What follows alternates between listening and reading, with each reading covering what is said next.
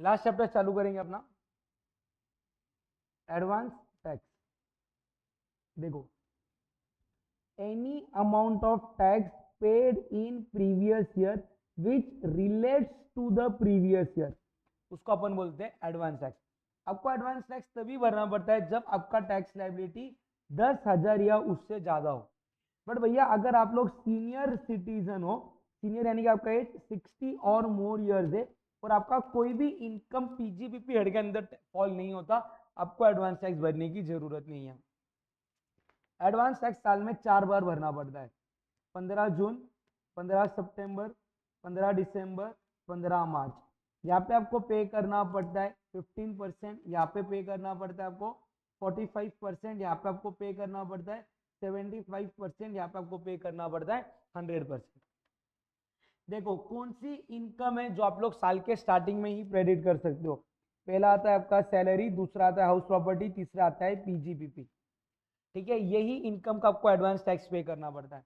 आपको capital gain का tax या फिर अगर आपने कोई भी लॉटरी वगैरह जीती उसका टैक्स उस क्वार्टर से भरने का जहां से आप लोगों को इनकम रियलाइज हुआ। एक एग्जांपल से समझेंगे।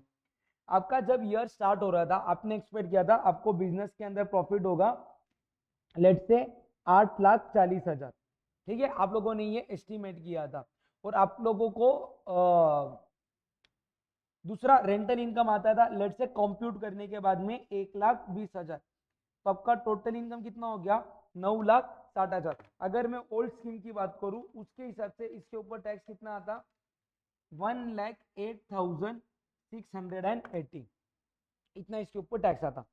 समझो अभी फिर आप लोग 15 जून तक कितना टैक्स पे करोगे, वो रहेगा 1,08,680 का 15% इंटू 15% करो, वो अमाउंट कितना आता है 16,302।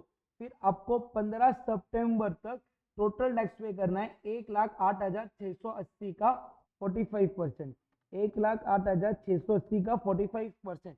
गवर्नमेंट ने आपको टोटल डिपॉजिट करने बोला है 48,906 रुपीज का टैक्स, बट उसमें से आपने ऑलरेडी 16,302 पे किए, तो माइनस करो 16,302, यहाँ पे आप लोग टैक्स पे करोगे 32,604। फिर क्या हो गया आपको लेट से 10 अक्टूबर के दिन 111A का कैपिटल गेन हो गया कुछ तो भी लेट से 1,00,000 रुपए का, है ना। तो 15 दिसंबर के टाइम पे आपका टैक्स लाइबिलिटी कितना हो जाएगा 1,08,680 प्लस 1,00,000 इंटू 15% प्लस 4%, तो आपका यहाँ पे टैक्स लाइबिलिटी कितना हो गया 15,600।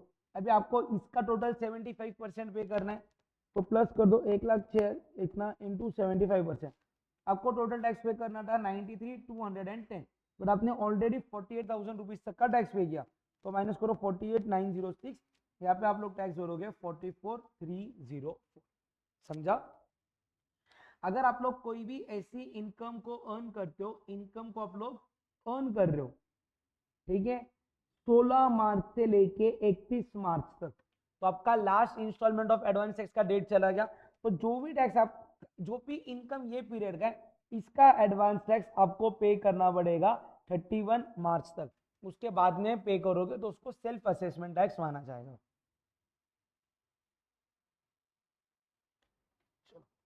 यहाँ पे बोलते हैं कि नॉन और short payment of advance tax. अगर आपने एडवांस टैक्स को शॉर्ट पेमेंट किया, लेट से आपका सारा मिला के एडवांस टैक्स आ रहा था 2,00,000 रुपए का, और आपने ना इसका 90% तक पेमेंट नहीं किया, यानी कि आपने 1,80,000 से कम पेमेंट किया। लेट से आप लोगों ने पेमेंट किया एडवांस टैक्स का 1,40,000, तो आपका टोटल टैक्स आ रहा था भैया 2,00,000, आपने टैक्स कितना भरा 1,40,000। आपका शॉर्टफॉल कितने रुपीज का हो रहा 60,000। आपको 60,000 के ऊपर 1% इंटरेस्ट पे करना पड़ेगा from 1 April till the date of actual payment of tax. Late से आप लोगों ने टैक्स को पे किया 10 जुलाई को, तो आपका डिले कितने मंथ का हो रहा अप्रैल में जून जुलाई, तो आपको इंटरेस्ट पे करना पड़ेगा 4 महीने का। ये हो गया आपका सेक्शन 239 234 बी। बट अगर सर आपने यहाँ पे टैक्स पे किया रहता था 1,81,000, तो आपको 234 बी के अंदर कोई भी इंटरेस्ट पे करने की जरूरत नहीं थी। फिर आता है सेक्शन 234 सी, ये बात करता है interest for interest for deferment of advance tax instalment. देखो आपको वैसे तो 15 जून, 15 सितंबर, 15 दिसंबर, 15 मार्च कितना परसेंट टैक्स पे करना है? 15, 45, 75, 100। बट लेट से आपने इधर टैक्स पे किया 10% के हिसाब से, तो शॉर्टफॉल कितना हो रहा? 5% का हो रहा ना? अरे हाँ या नहीं? 5% का फिर जो भी अमाउंट आएगा, लेट से 5% का अमाउंट आता है 2000, तो 2000 के ऊपर 1% आपको पे करना पड़ेगा 3 महीने के लिए। फिर यहाँ पे लेट से आप लोगों ने पे किया टोटलिटी में 15% टोटल, हाँ टोटल, तो कितने का शॉर्टफॉल हो रहा? 30% का। तो 30% का जो भी अमाउंट देता है उसके ऊपर 1% 3 महीने के लिए पे करने का। फिर यहाँ पे लेट से आप लोगों ने टोटलिटी में पे किया है 40%, तो शॉर्टफॉल कितना हो गया? 35% के ऊपर 35% का जो भी अमाउंट रहेगा उसके ऊपर 1% इंटरेस्ट 3 महीने के लिए। और यहाँ पे लेट से आप लोगों ने टोटल टैक्स पे किया 45%, तो कितना शॉर्टफॉल हो रहा? 55%, 1%।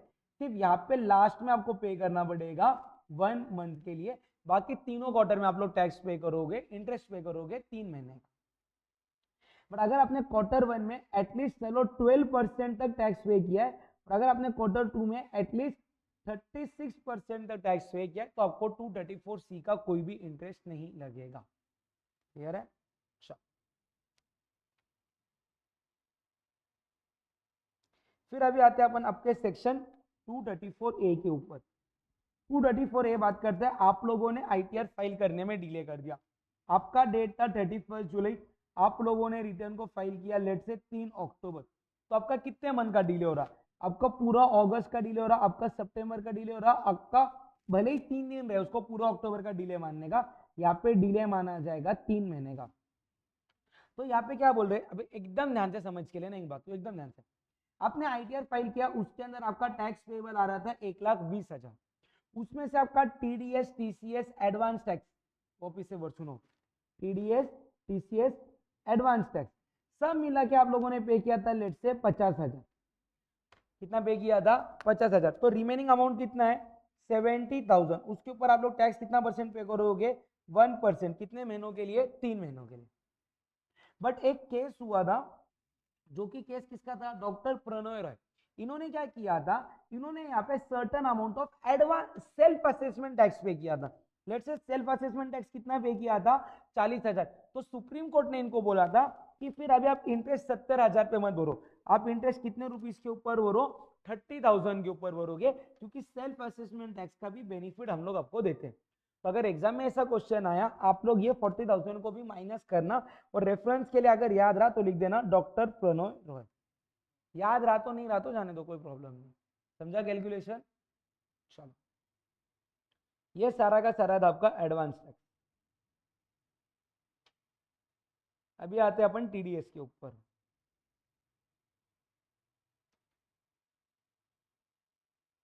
ठीक है, पहले TDS को कंप्लीट करेंगे। चलो,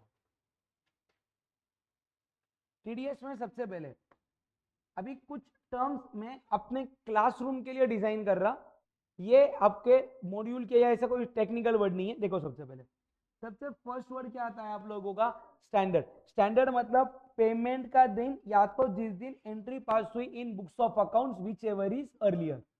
बुक्स ऑफ अकाउंट्स में एंट्री पास होने का क्या मतलब है? लेट से आपने किसी से कोई गुड्स को कोई भी सर्विसेज ली, तो आप लोगों ने एंट्री अपने बुक्स ऑफ अकाउंट्स में क्या मारी? Professional fees, professional service account debit, और आपने रिकॉर्ड करने के टाइम पे उसको कोई भी नाम से रिकॉर्ड करो। या तो आप लोगों ने नाम लिया रहेगा टू क्रेडिटर अकाउंट, या तो टू लिया रहेगा to professional fees payable account, या तो नाम लिया रहेगा आप लोगों ने सस्पेंस अकाउंट। आप लोग कोई भी नाम से एंट्री पास करो, जिस दिन एंट्री पास हुई, या तो आपने उसको जिस दिन पे क्या दिया हुआ है यहाँ पे payment whichever is earlier, उसको अपन क्या बोलेंगे? स्टैंडर्ड। क्या बोलेंगे उसको? स्टैंडर्ड। दूसरा पॉइंट आता है, ध्यान से देखना, स्मॉल इंडिविजुअल और बिग इंडिविजुअल। ठीक है, स्मॉल इंडिविजुअल का क्या मतलब है? जिसका टर्नओवर पिछले साल 1 करोड़ से कम है, या जिसका अगर प्रोफेशन है तो ग्रॉस रिसीट 50 लाख से कम है, इसको अपन बोलेंगे स्मॉल इंडिविजुअल। बिग इंडिविजुअल यानी कि जिसका टर्नओवर या तो 1 करोड़ से ज्यादा है, या तो जिसका ग्रॉस रिसीट किससे ज्यादा है? 50 लाख। स्मॉल इंडिविजुअल के अंदर वो भी पर्सन आते जो सेक्शन 44 AD या 44 एडीए को फॉलो करते हैं, वो भी आपके स्मॉल इंडिविजुअल के अंदर क्लासीफाई होंगे। तो सबसे पहले टीडीएस कब आता है? तो टीडीएस यूजुअली आता है स्टैंडर्ड के हिसाब से। वापिस से स्टैंडर्ड यानी कि पेमेंट का दिन, या तो entry in books of accounts whichever is earlier.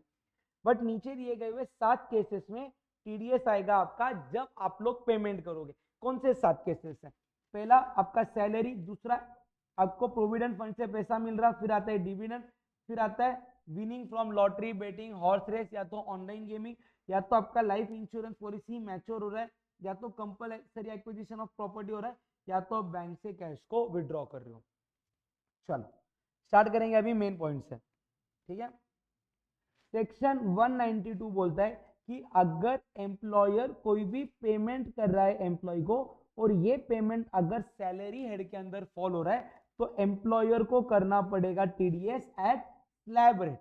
कौन से रेट से करना पड़ेगा? स्लैब रेट से।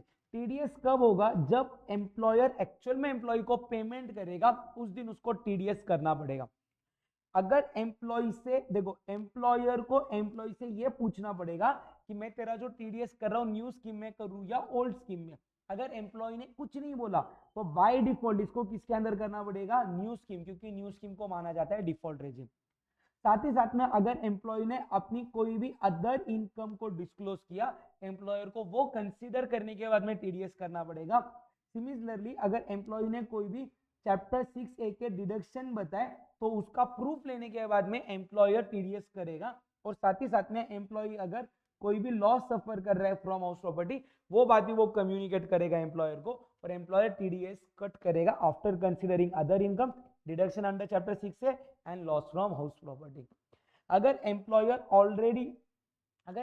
ऑलरेडी पहले कोई एम्प्लॉयर के पास काम करके आया है, तो एम्प्लॉयर को बताएगा कि मैंने प्रीवियस कंपनी में काम किया था, मेरा इतना इतना सैलरी आ गया था, इतना इतना टीडीएस हुआ है। तो न्यू एम्प्लॉयर जब भी तू मेरा टीडीएस का कैलकुलेशन करेगा, इन बातों का ध्यान रखना। समझा?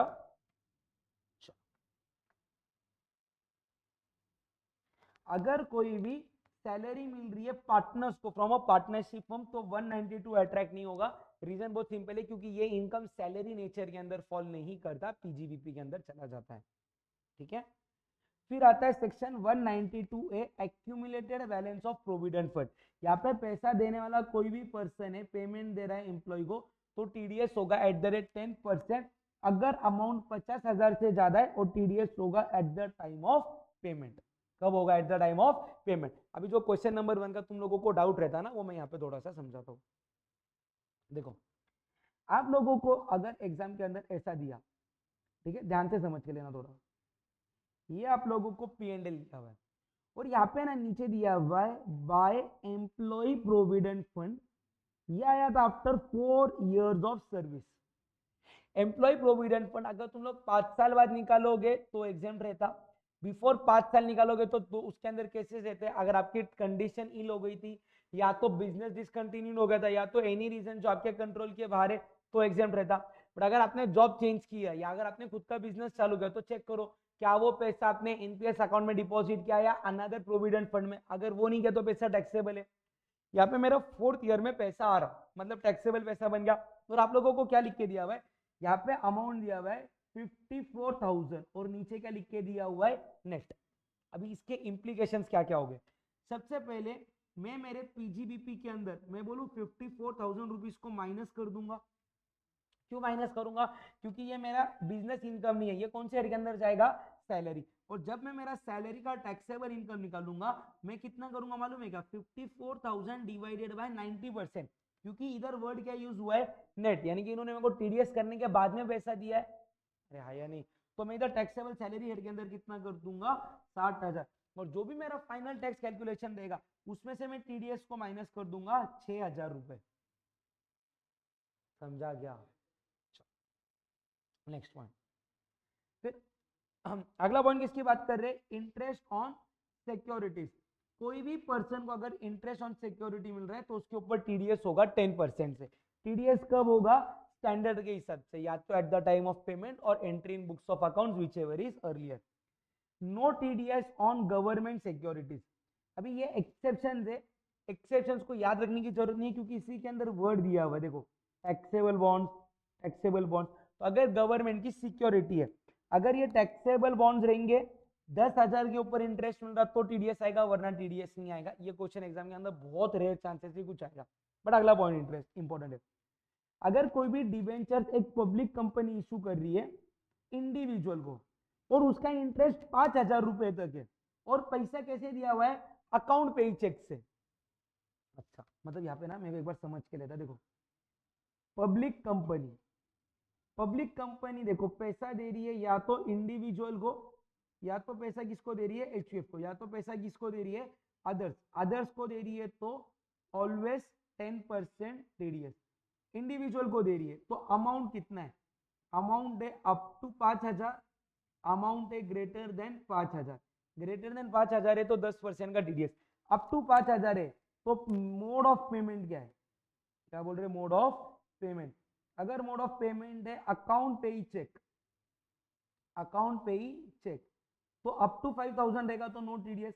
बट अगर समझो कैश में दे रहे, या क्रॉस चेक में दे रहे, या तो बेरर चेक में दे रहे, तो क्या हो जाएगा, टीडीएस हो जाएगा @ 10%। समझा क्या? अभी एग्जाम का क्वेश्चन देखते हैं। ये दिया हुआ है आपको P&L अकाउंट, इधर क्या दिया हुआ है आपको, लिख के bye interest on debentures from Q limited, bracket में वर्ड दिया हुआ है नेट, नेट वर्ड दिया हुआ है 91,000, यानी कि ये टीडीएस के बाद वाली अमाउंट हो गई। तो आपका पीजीबीपी में से सबसे पहले क्या होगा, माइनस होगा 91,000। आईएफओ इसमें आप कितना अमाउंट को ऐड करोगे, 1,00,000। कैसे 1,00,000 आता, 91,000 डिवाइडेड बाय 90%, देखो 91,000 डिवाइडेड बाय 90%, डिवाइडेड बाय 90% से गलत क्यों हो रहा है, सुनो, नहीं 90 होना चाहिए था, 90 होना चाहिए था, एग्जाम्पल को समझो रहे, कैलकुलेशन जाने दो। इधर हुआ 90,000, आईएफओएस में ऐड करोगे 1,00,000, और आपका टीडीएस कितने रुपीस का दिखेगा इस केस में, 10,000। तीनों इंप्लीकेशन समझ में आए क्वेश्चन नंबर 1 में? पक्का वर्ड्स को बहुत ध्यान से देखना, ठीक है। अच्छा मजेदार बात सुनो ना, अगर इधर वर्ड ग्रॉस रहता था तो पीजीपीपी में माइनस कितना हो गया रहता था, 90,000, और आईएफओएस में ऐड सिर्फ 90,000 हुआ रहता था, क्योंकि वर्ड क्या लिखा है, ग्रॉस। समझा क्या? क्या क्या? हाँ तो फिर टीडीएस तो 10,000, 10 टीडीएस 9,000 का है ना फिर। बट पीजीबीपी में से तुम लोग माइनस करोगे 90,000, आईएफओएस में ऐड करोगे 90,000, और टीडीएस लोगे 9,000 का, क्योंकि 90,000 का 10% होगा अभी। समझा ना? चलो फिर अगर 54 ईसी वाले कैपिटल गेन के कोई भी बॉन्ड्स है जो कि पावर फाइनेंस कॉर्पोरेशन लिमिटेड, नहीं तो Indian railway finance corporation limited issue कर रहा, उसके ऊपर भी टीडीएस नहीं आएगा। नेक्स्ट पॉइंट पे बढ़ते हैं। अगर आप लोगों को कोई भी डिविडेंड दे रहा है डोमेस्टिक कंपनी, तो टीडीएस होगा 10% से। बट अगर ये टीडीएस पेमेंट इंडिविजुअल को रहा है by any mode other than cash, तो 5,000 तक टीडीएस नहीं होगा। 5,000 के ऊपर अमाउंट चली गई तो टीडीएस होगा @10%। चलो वापिस से, अगर समझो आपको एग्जाम के अंदर क्वेश्चन आया, ये दिया हुआ है आपको P&L अकाउंट, यहाँ पे दिया हुआ है by dividend from Tata Motors, bracket में वर्ड क्या दिया हुआ है, नेट, कितना दिया हुआ है अमाउंट, लेट से 8,000। तो आपका कैलकुलेशन में सबसे पहले पीजीपीपी में आप लोग क्या करोगे, माइनस करोगे 8,000, आप लोग आईएफओएस में ऐड करोगे कितना, 8,000 डिवाइडेड बाय 90%, 8,000 डिवाइडेड बाय 90%, जो भी अमाउंट आती है 8888.88, और आपका टीडीएस कितने रुपीस का हो जाएगा, 888.88। समझा क्या?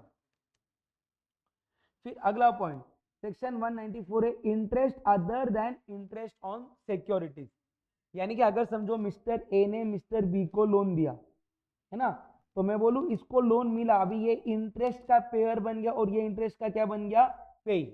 तो यहाँ पे टीडीएस कौन सा पेयर करेगा, तो टीडीएस करेगा ऑल पर्सन, कौन करेगा, all person except small individual और एचयूएफ।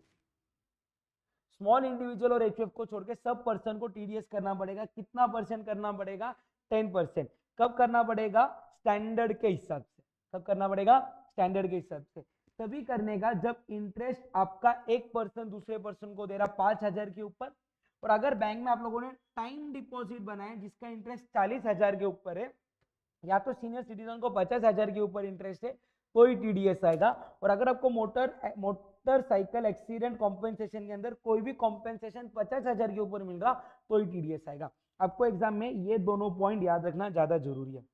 अगर कोई भी आपको सेविंग बैंक अकाउंट के ऊपर इंटरेस्ट मिल रहा, या पार्टनरशिप फर्म पार्टनर को इंटरेस्ट दे रहा, या अगर आपको इनकम टैक्स का रिफंड मिल रहा, इन तीनों केस में आपका टीडीएस एप्लीकेबल नहीं होगा।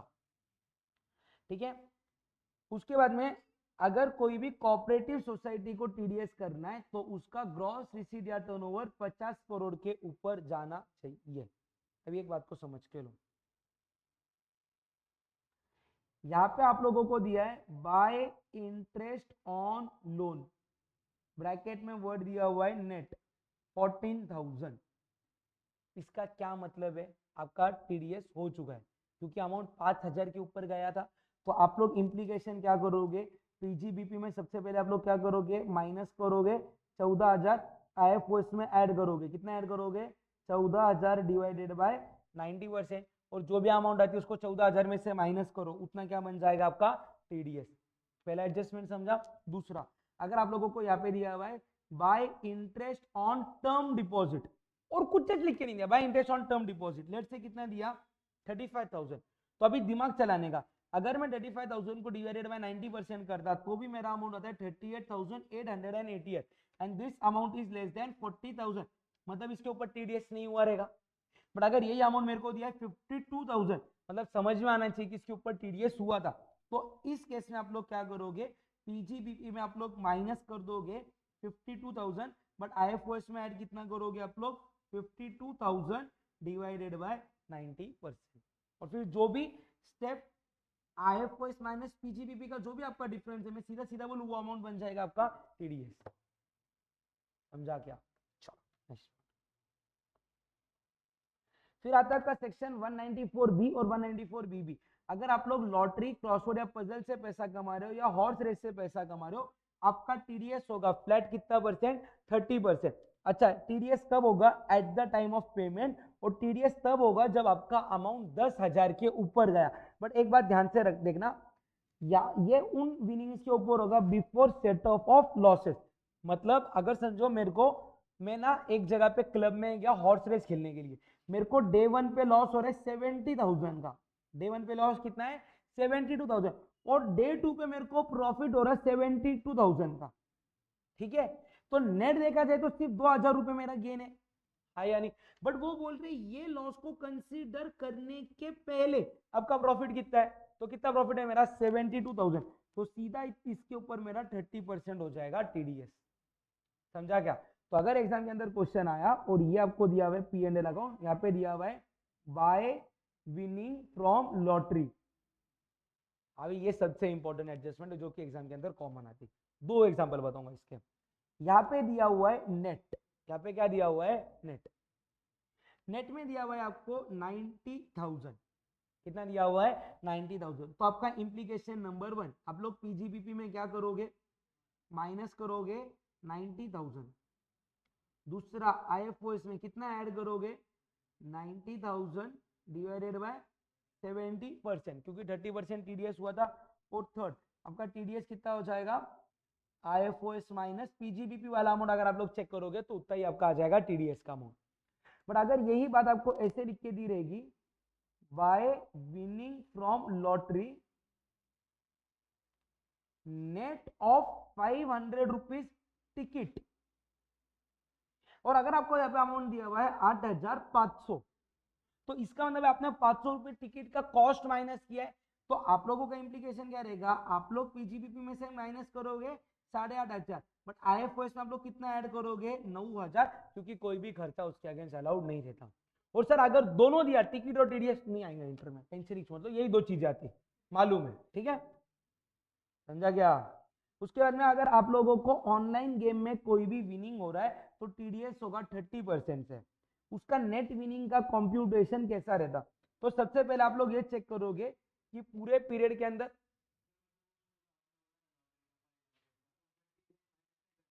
कुछ नहीं करने का, अगर इधर टिकट का अमाउंट लिख के दिया है ना तो ये ऐसे ही कैलकुलेशन होगा आप लोगों का। हाँ फिर टिकट का आएगा, फिर टीडीएस का नहीं आएगा, दोनों चीजें अभी तक पूछी नहीं है। क्या ये during the year aggregate amount है ना, during the year, single transaction नहीं है, ड्यूरिंग द ईयर है। अगर आप लोग ऑनलाइन गेमिंग में कोई भी पैसा लगा रहे हो, जैसे कि ड्रीम 11 हो गया, make my circle, make my team वगैरह वगैरह, तो आपका टीडीएस होगा 30% से। कैलकुलेशन कैसे करेंगे, देखो A plus D minus B plus C, मतलब एक साल में आपने कितना पैसा विड्रॉ किया, प्लस कर दो आपका क्लोजिंग बैलेंस कितना था, माइनस कर दो आपने नॉन टैक्सेबल डिपॉजिट कितना किया, और माइनस कर दो ओपनिंग बैलेंस कितना था। जो भी बैलेंस फिगर आएगा उसके ऊपर 30% टीडीएस होगा। 30% टीडीएस तभी होगा जब आप लोगों का एक महीने का विड्रॉवल 100 रुपए के ऊपर गया तो, एंड इतने ही इसके ऊपर आपको क्वेश्चन पूछेंगे। ये पॉइंट का हेडिंग देखना, when net winning is in kind how will be the tax deduction under section 194BA operate। देखो आपको 194BA में विनिंग जो है ना लॉटरी का, उसको लेट से आप लोगों को एक मोटरसाइकिल मिल गई, या तो 194B में, या तो 194BB में, या तो फॉर दैट मैटर 194R करके एक सेक्शन रहेगा, बाद में आपको बताऊंगा, जहां पे आपको बेनिफिट है ना कैश में नहीं मिल रहा, इन काइंड मिल रहा। तो यहाँ पे ना जो पेयर है, यानी पेयर नहीं बोल सकता, देखो ये था लॉटरी वाला, ये था लॉटरी वाला, और ये था सट्टेबाज, ठीक है। पैसा जीता सट्टेबाज, टीडीएस का रिस्पॉन्सिबिलिटी बोलू मैं किसके ऊपर है, लॉटरी वाले के ऊपर। तो लॉटरी वाले को बोल रहे इसको तूने जो भी अमाउंट पे किया ना उसके ऊपर टीडीएस करने का। अगर तू कैश में दे रहा है तो कैश में से माइनस करके रिमेनिंग अमाउंट दे, पर अगर तू कैश प्लस काइंड में दे रहा है या पूरा काइंड में दे रहा, तो गवर्नमेंट इसको बोलता कि जो भी तू चीज दे रहा इन काइंड, उसके पहले इंश्योर कर हमारे को टैक्स मिले। कैसे टैक्स मिले, सबसे पहले तू इसको बोल टीडीएस का अमाउंट तेरे को दे दे, तू डिपॉजिट कर दे उसके बिहाफ पे। दूसरा पॉइंट क्या बोल रहे, ये सट्टेबाज जो बंदा है ना उसको बोल तू टैक्स गवर्नमेंट को पे कर एंड तू उससे चलान को ले ले। या तो स्टेप नंबर 3 लॉटरी वाला तू खुद सट्टेबाज के बिहाफ पे टैक्स गवर्नमेंट को पे करके दे दे। तीन ऑप्शन दिया हमने तेरे पास, समझे तीनों ऑप्शन। नेक्स्ट पॉइंट के ऊपर जाएंगे अभी, सेक्शन 194C। अगर आप लोगों ने किसी को भी कॉन्ट्रैक्ट या सब कॉन्ट्रैक्ट का काम दिया है जिसके अंदर आप लोग सप्लाई ऑफ लेबर कर रहे हो, क्या कर रहे हो, सप्लाई ऑफ लेबर। देखो आप लोग सामने वाले को तीन टाइप का काम कर दे सकते हैं, सिर्फ लेबर दिया 194C आएगा, सिर्फ मटेरियल का अगर आप लोगों ने किसी को दिया तो 194C एप्लीकेबल नहीं होगा। तीसरा आप लोगों ने उसको कौन सा काम दिया, लेबर प्लस मटेरियल, कौन सा काम दिया है, लेबर प्लस मटेरियल। तो चेक करो क्या इनवॉइस में मटेरियल का अमाउंट अलग से बताया है, यानी कि उन्होंने क्लियर लिखा 1 लाख रुपए का लेबर 20,000 का मटेरियल। तो अगर मटेरियल का अमाउंट अलग से, तो मटेरियल वाले अमाउंट के ऊपर टीडीएस नहीं होगा। मतलब अगर इनवॉइस है 1 लाख रुपए लेबर 20,000 का मटेरियल, तो टीडीएस कितने के ऊपर होगा, 1 लाख। बट अगर इनवॉइस के अंदर मटेरियल का अमाउंट अलग से नहीं दिया गया है, यानी कि आपको इनवॉइस दिया लेबर प्लस मटेरियल 1,20,000, तो टीडीएस पूरे 1,20,000 के ऊपर होगा। समझा क्या, टीडीएस कभी भी आपका जीएसटी वाले कंपोनेंट के ऊपर नहीं लगेगा। यहाँ पे टीडीएस कौन करेगा, यहाँ पे पेयर रहना चाहिए any person other than small individual और एचयूएफ, वो टीडीएस करेगा। अगर जिसको पैसा दे रहे यानी कि आपका सप्लायर इंडिविजुअल है तो टीडीएस 1%, एचयूएफ है तो टीडीएस का रेट 1%, अगर अदर्स को पेमेंट कर रहे तो टीडीएस का रेट कितना हो जाएगा, 2%। टीडीएस तभी आएगा जब आपका सिंगल कॉन्ट्रैक्ट 30,000 के ऊपर है, या पूरे साल का कॉन्ट्रैक्ट आपका 1 लाख के ऊपर गया तो। लेट्स से यहाँ पे एक दोनों बिग इंडिविजुअल थे, दोनों कौन थे, बिग इंडिविजुअल। यहाँ पे सेलर ने बायर को सर्टन वर्क्स कॉन्ट्रैक्ट का सर्विस दिया, पहला कॉन्ट्रैक्ट था 22,000 का, टीडीएस आएगा क्या, नहीं। दूसरा कॉन्ट्रैक्ट था 40,000 का, टीडीएस आएगा क्या, आएगा, कितने के ऊपर आएगा, 40,000। तीसरा कॉन्ट्रैक्ट था 10,000 का, टीडीएस आएगा क्या, नहीं आएगा। बट चौथा कॉन्ट्रैक्ट चला गया 40,000 का, अभी इधर एग्रीगेट अमाउंट 1 लाख के ऊपर चली गई, तो टीडीएस आएगा कितने रुपीज पे आएगा, तो 22,000 प्लस 10,000 प्लस 40,000, ये जो भी अमाउंट आएगा इसके ऊपर आपका टीडीएस आ जाएगा। समझा क्या, वर्क्स के अंदर क्या क्या आता है आपका, एडवर्टीजमेंट आता है, ब्रॉडकास्टिंग आता है, टेलीकास्टिंग आता है। अगर आप लोग गुड्स कैरेज या पैसेंजर कैरेज का सर्विस दे रहे हो इन अदर देन रेलवे, वो भी वर्क्स कॉन्ट्रैक्ट के अंदर आता है। केटरिंग का सर्विस वर्क्स कॉन्ट्रैक्ट के अंदर आता है। मैन्युफैक्चरिंग और supplying a product as per specification of customer using material supplied by such customer or its associate customer covered under section 42। देखो यहाँ पे एक था सेलर, ऐसे लेते हैं, ये था मिस्टर ए। मिस्टर ए ने मिस्टर बी को अपने टी शर्ट्स दिए, लेट से कितने टी शर्ट्स दिए, 1 लाख टी शर्ट दिए, और बोला इसके ऊपर मेरा लोगो प्रिंट करके दे। तो ये इसको कौन सी सर्विसेज देने वाला था, लोगो प्रिंट करने का सर्विस, और लेट से एक टी शर्ट के पीछे 10 रुपए ले रहा था। तो ये कॉन्ट्रैक्ट कितने रुपीस का हो गया था आपका, 1 लाख।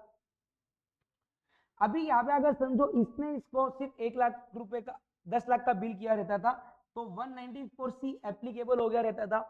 उससे बचने के लिए ए ने बी को क्या बोला, तू मेरे से ना 1 लाख टी शर्ट खरीद ले 100 रुपए के हिसाब से। कितने के हिसाब से, 100।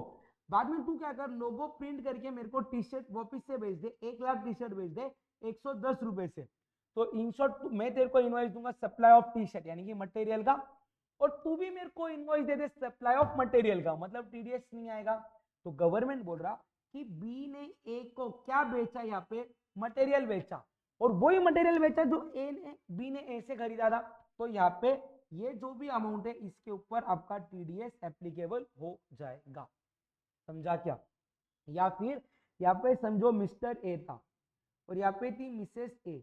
मिसेस ए ने लेट से मिस्टर बी को टी शर्ट सेल किए, मिस्टर बी ने इसके ऊपर लोगो प्रिंट करके मिस्टर ए को वापस से टी शर्ट सेल किए। तो भैया ये दोनों सेक्शन 42 जो पीजीबीपी में आता उसके अंदर कवर्ड है, और ये ट्रांजैक्शन के ऊपर भी आपका टीडीएस अंडर सेक्शन 194C आ जाएगा। समझा क्या?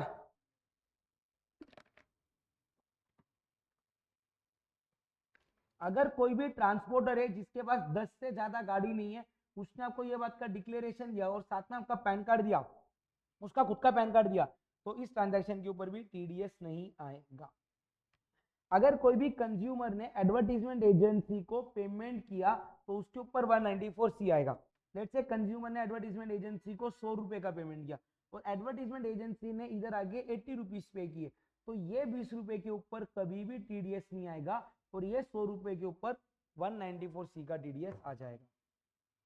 उसके बाद में अगर आपने किसी को भी कोल्ड स्टोरेज का चार्ज पे किया तो उसके ऊपर 194C वाला टीडीएस आएगा, 194I वाला नहीं आएगा, यानी कि सिर्फ रेंट वाला नहीं आएगा। फिर बाद में लेट से मेरे को डोरेमोन बनाने की थी सीरियल, ठीक है, तो मैं हंगामा, मेरे को डोरेमोन बनाना था मतलब सीरियल वाला बनाना था, तो मैं किसी के बंदे के पास गया, मैं बोला मेरे को डोरेमोन प्रोड्यूस करके दो सीरियल वाला। तो वो मेरे को बोलेगा देखो हमारे पास एक डोरेमोन ऑलरेडी रेडी है, आप उसके राइट्स हमारे से ले लो। तो अगर उसने मेरे को सिर्फ राइट्स दिए ना तो 194C एप्लीकेबल नहीं होगा।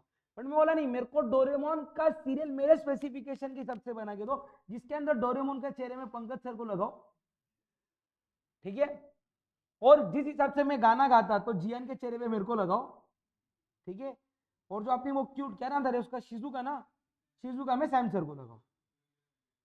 सुनियो कौन बन गया, नहीं सुनियो संकेत सर, अच्छा ठीक है संकेत सर, और कौन बन गया, डेकिसुकी, डेकिसु, मेरे को तो स्पेलिंग भी नहीं आएंगी, उसको अपने सतीश सर को बना दो, बस हो गया अभी।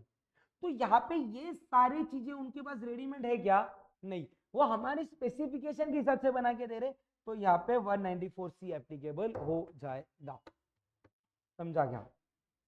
चलो फिर यहाँ पे देखो, अगर 194D में आपको इंश्योरेंस कमीशन मिल रहा है या 194G के अंदर कमीशन मिल रहा है ऑन लॉटरी टिकट, या तो कमीशन एंड ब्रोकरेज मिल रहा है 194H में, तो टीडीएस होगा फ्लैट कितना परसेंट, 5%।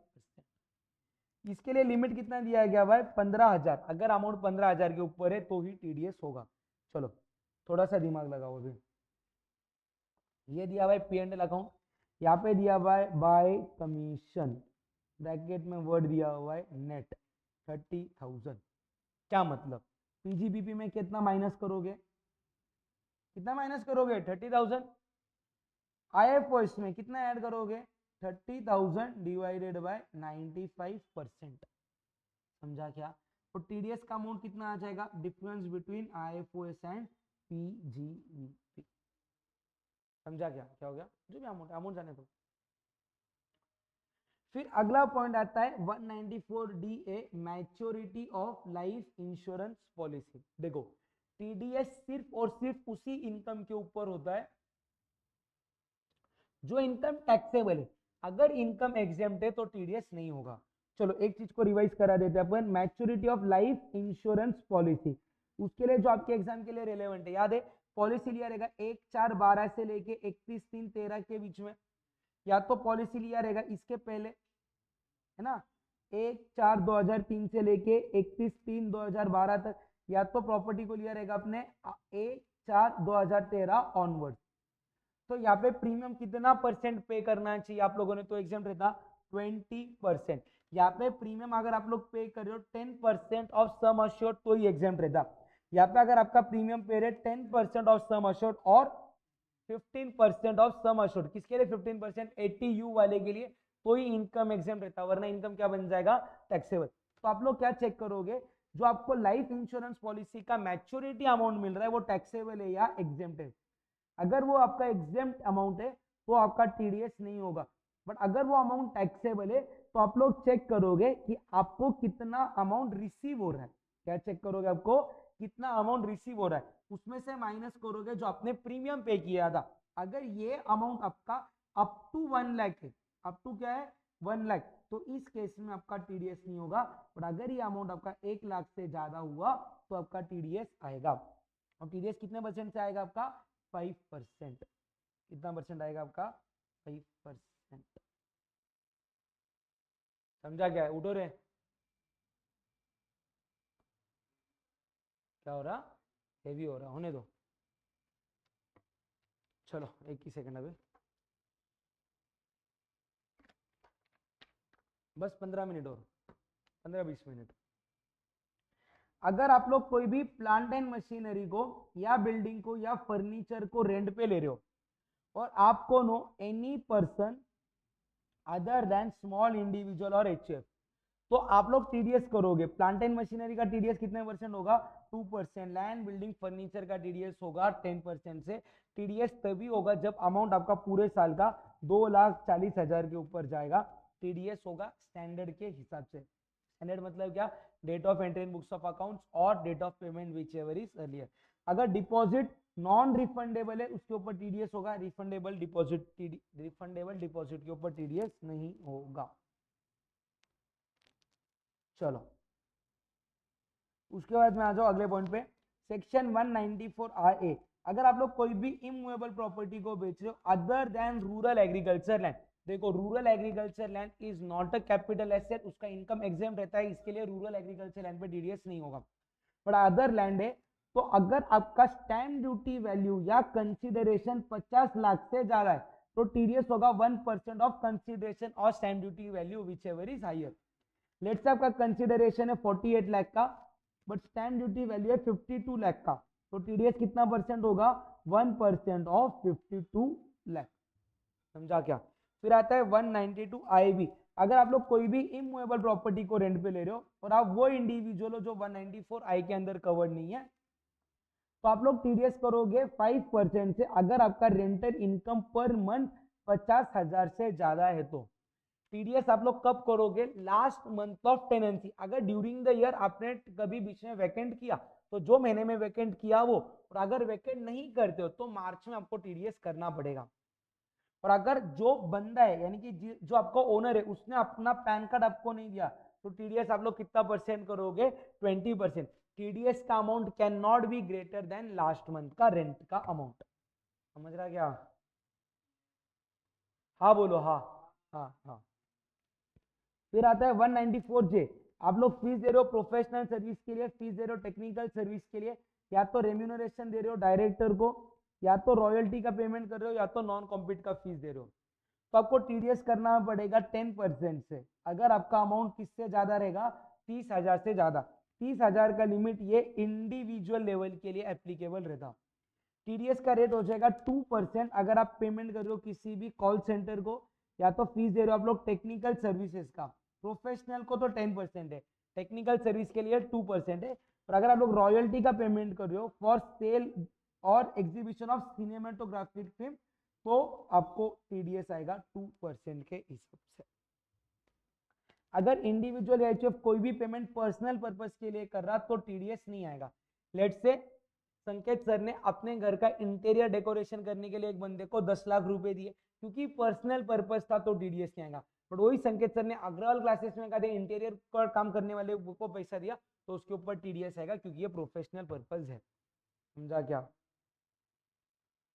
चलो फिर अगला point, income from unit trust of India और म्यूचुअल फंड। ये बात कर रहा है भैया आपका डिविडेंड इनकम का। कौन से इनकम का? Dividend income. कैपिटल गेन पे टीडीएस नहीं आएगा। बट अगर यूनिट ट्रस्ट ऑफ इंडिया ने आपको कोई भी डिविडेंड दिया 5,000 से ज्यादा तो टीडीएस होगा 10% से। कितने परसेंट से होगा टीडीएस? 10% से। बताओ इम्प्लीकेशन। चलो पी एंड एल अकाउंट दिया है, बाय डिविडेंड फ्रॉम यूटीआई 9,000, क्या इंप्लीकेशन होगा?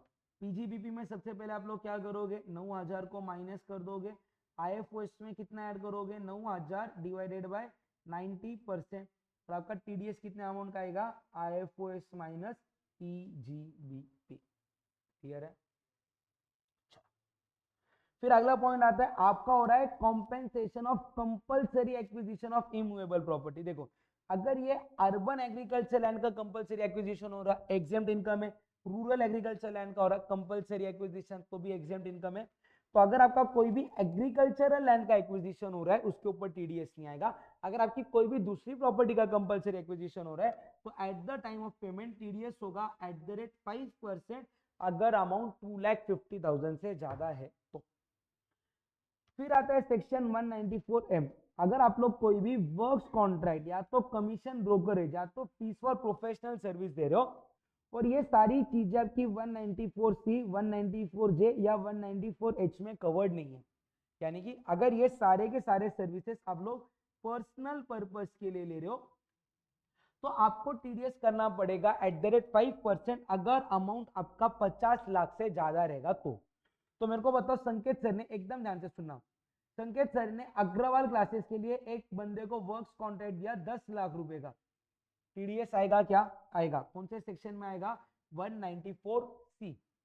संकेत सर ने अग्रवाल क्लासेस के लिए एक बंदे को वर्क्स कॉन्ट्रैक्ट दिया 20,000 रुपए का खाली पूरे साल में, टीडीएस आएगा क्या? नहीं, क्योंकि single amount is less than 30,000, पूरे साल का इज लेस देन 1 लाख। संकेत सर ने पर्सनल पर्पस के लिए एक बंदे को वर्क्स कॉन्ट्रैक्ट दिया 1 लाख रुपए का, टीडीएस आएगा क्या? नहीं।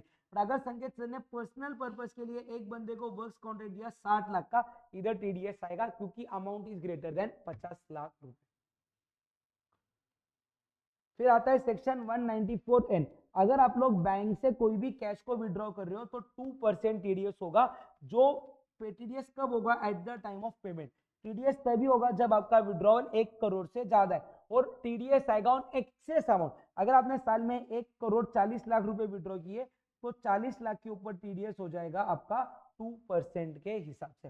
पर अगर आपने पिछले 3 साल के लिए आईटीआर फाइल नहीं किया है तो 20 लाख तक टीडीएस कुछ नहीं आएगा। 20 लाख से 1 करोड़ पे टीडीएस आएगा 2%, और 1 करोड़ के ऊपर के अमाउंट के ऊपर टीडीएस आएगा 5%। टीडीएस नहीं आएगा अगर कैश विड्रॉ कर रहा है गवर्नमेंट, बैंक या तो एटीएम ऑपरेटर, उस केस में आपका टीडीएस नहीं आएगा। चलो लास्ट के टीडीएस के 2 ही सेक्शन। सेक्शन 194P, अगर कोई भी सीनियर सिटीजन है जिसका एज 75 ईयर्स और मोर है ड्यूरिंग द प्रीवियस ईयर, वो पेयर को सिर्फ और सिर्फ कौन सा इनकम है? Pension income.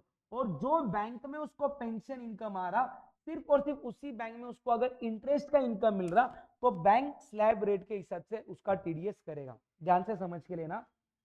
यहाँ पे था टीसीएस, टीसीएस ने संकेत सर को पेंशन दिया, संकेत सर का एज है लेट से 82 ईयर्स। तो यहाँ पे जब टीसीएस संकेत सर को पेंशन देगा तो ये टीसीएस वाला 192 के अंदर टीडीएस करेगा।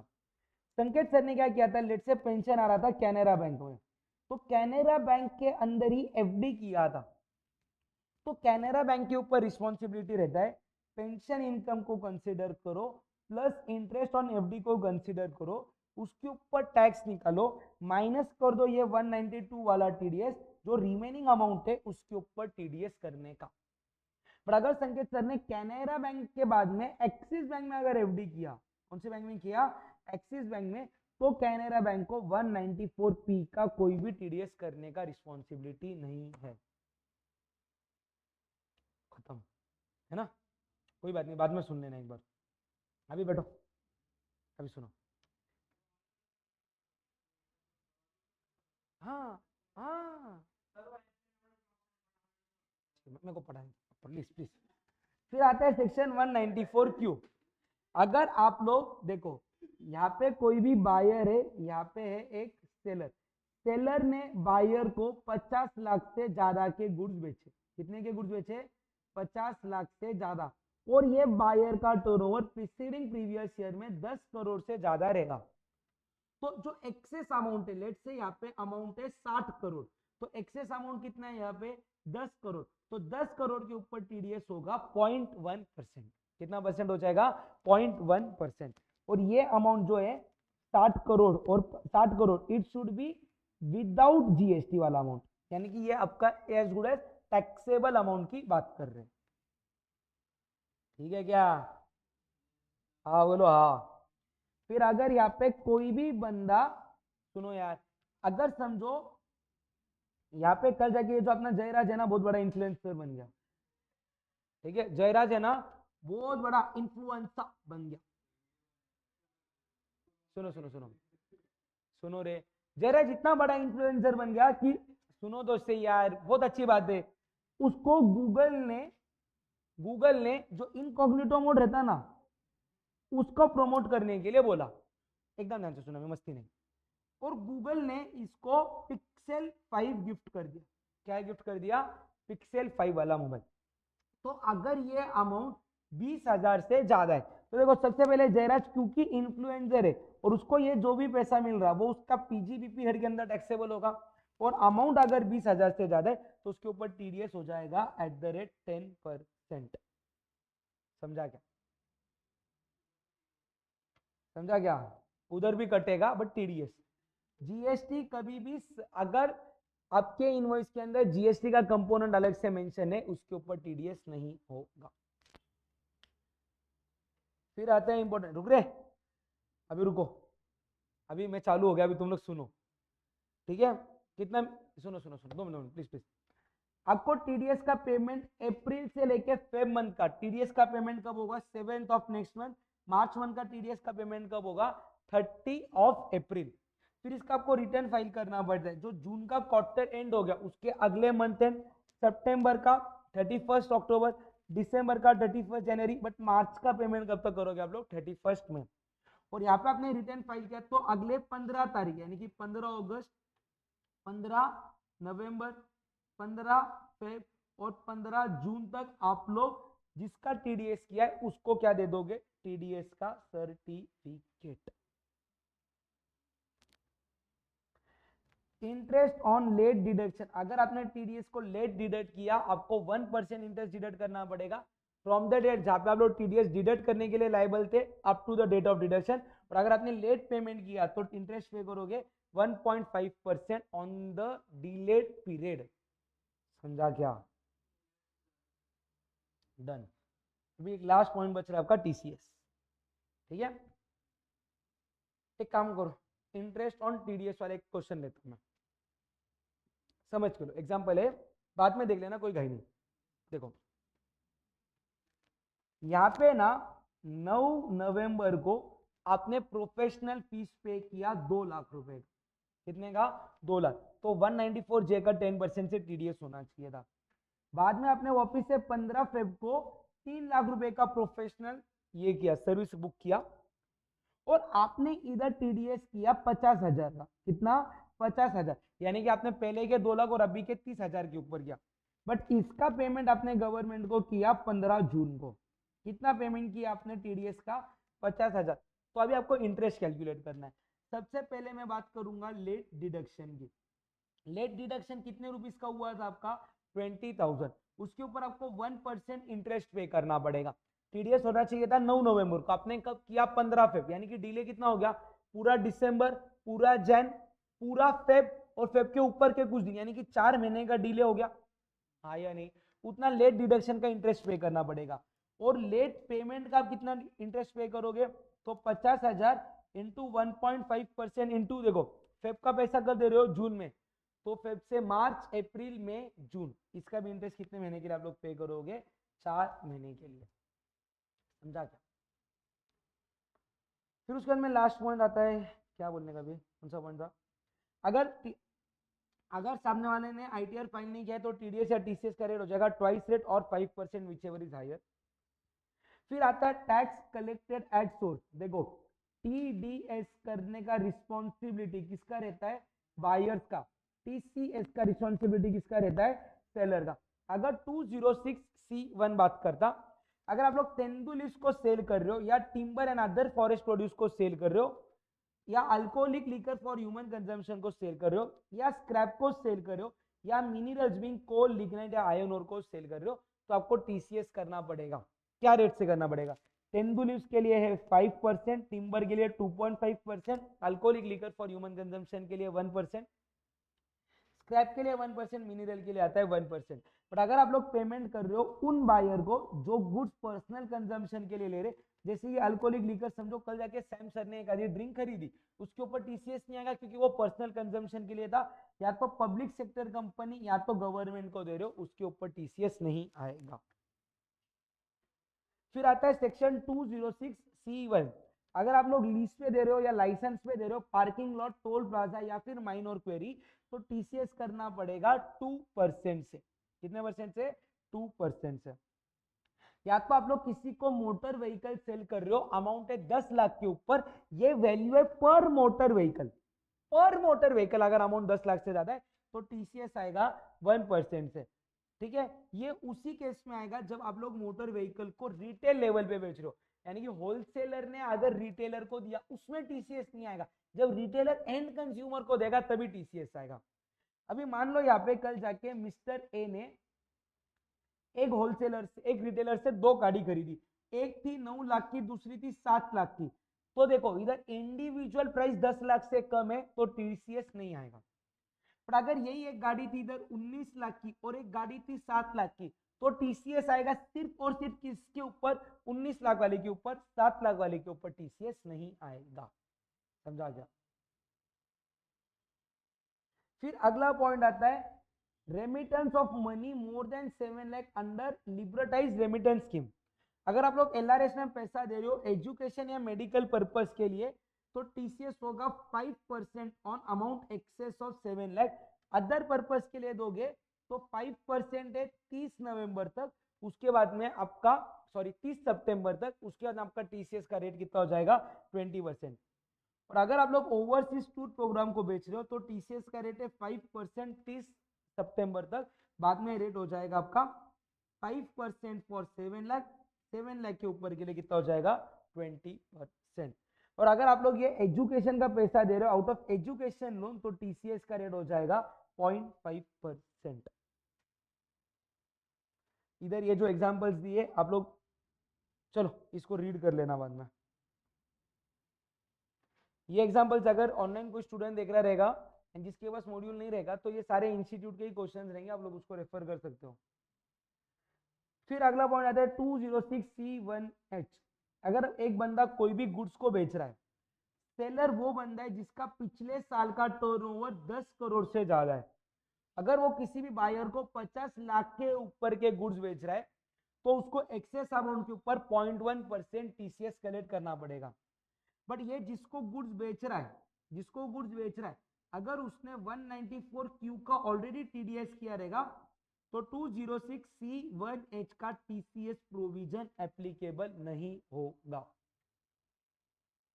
टीसीएस सिर्फ एक्सेस अमाउंट के ऊपर होगा, बाकी सबके ऊपर नहीं होगा।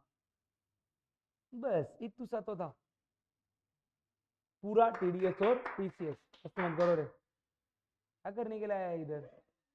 चलो ये था आपका टीडीएस एंड टीसीएस पूरा। ठीक है, वीडियो पसंद आया तो लाइक एंड कमेंट कर देना।